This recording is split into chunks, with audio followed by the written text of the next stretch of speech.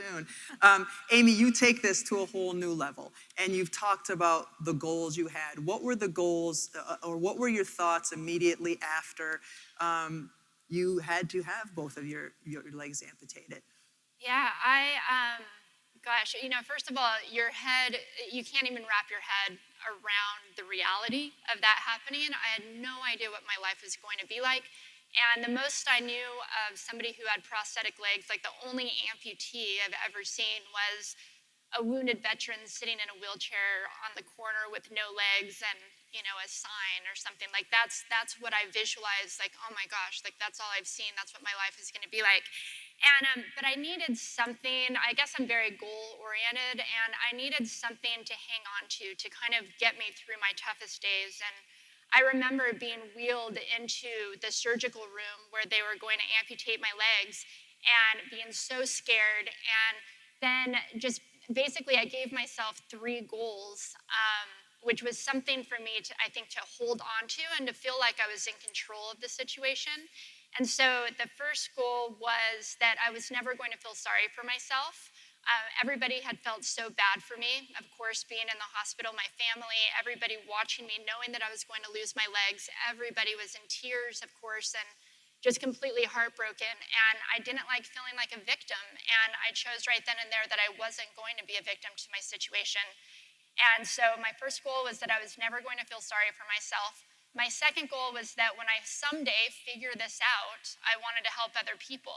I kind of had this vision, or not just this vision, but I had this feeling that even though I hadn't figured it out yet, I knew that everything was going to be okay.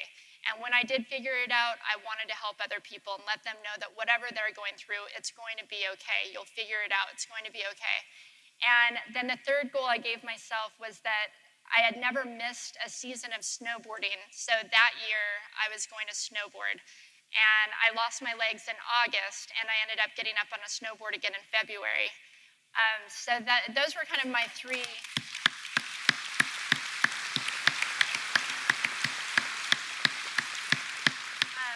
But those were my 3 goals that I set out from the beginning and accomplished. And I also actually, I wanted my very first goal after I got out of the hospital was, once again, I didn't want people to feel sorry for me. My sister was getting married just about a month after I got out of the hospital, and I didn't want to be in a wheelchair. And so I got my new prosthetic legs. They barely fit, but I did everything I could to walk in her wedding, which I did.